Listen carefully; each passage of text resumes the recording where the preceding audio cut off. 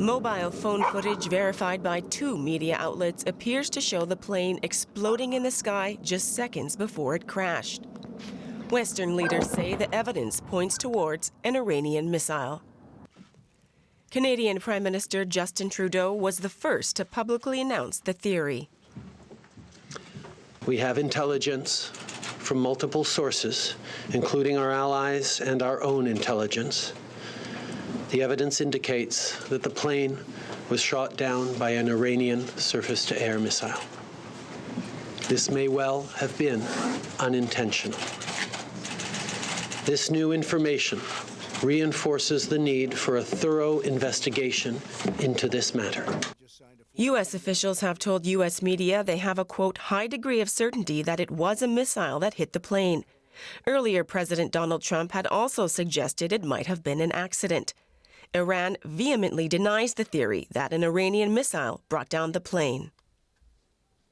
The thing that is clear to us, and that we can say with certainty, is that this plane was not hit by a missile. As I said last night, the plane was on fire for more than 1.5 minutes in the air. And the location shows that the pilot was attempting to return. Ukrainian officials have also said they were, quote, not ruling out a missile attack. They have sent a team to Tehran to investigate and are insisting on full cooperation. Iran has invited the U.S. aviation company Boeing to join that probe and said it would provide visas for accredited investigators from the countries involved. Joining me now is Nick Waters in London. He's a senior investigator at Bellingcat, an investigative collective. Welcome to you. Now, you verified that video clip that we saw in our report that allegedly shows the airplane being hit by something. What exactly were you able to confirm? So I received this video last night. We worked out precisely where the video was filmed, so in the city of Parand. And because we knew precisely where it was filmed, we could work out where the explosion or where the explosion you see actually was, because you can work out the direction, and then you can also work out the distance as well from the time that it takes from the explosion being seen on the camera to hearing it. Now, there are also pictures, Nick, of missile fragments circulating on the internet. What do we know about the authenticity of those pictures? So currently there are 2 images showing a tall missile head. These have not been verified. They do not appear to have been posted previously, from what we can tell. However, they haven't been geolocated, and we can't work out precisely where these images were taken. So they remain unverified photos. Right, because it is suspected that 2 missiles were used to bring down that plane. That is according to intelligence agencies that we've been hearing from.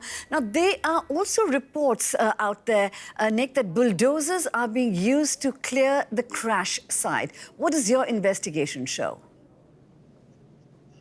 So we started hearing these rumors yesterday, which was very concerning for us because that would not necessarily be beneficial for the investigation. We have heard, I literally just saw a post this morning from a news crew who have managed to get to the scene, and it appears that the fragments of the plane have indeed been cleared from the crash site. I believe this will likely harm the investigation into this incident. Now, based on the evidence that your website has collected, what do you think brought down this plane? It is, I would not like to say anything that we cannot confirm. We have a video that shows an explosion above Parand. We believe we can see a missile in that video, and then potentially an object, possibly a plane, flying out from it. And that explosion matches the flight path of this Ukrainian plane.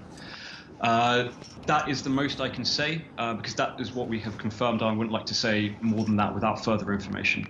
So for the moment, based on the evidence that you have, you would not rule out the Iranian version, that it was mechanical failure? Although I cannot rule it out, I would be very interested to see what kind of information they're basing their assessment on, because currently the information we have that is available indicates it was more likely that it was potentially shot down.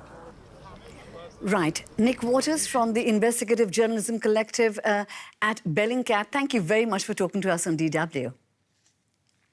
Thank you very much indeed.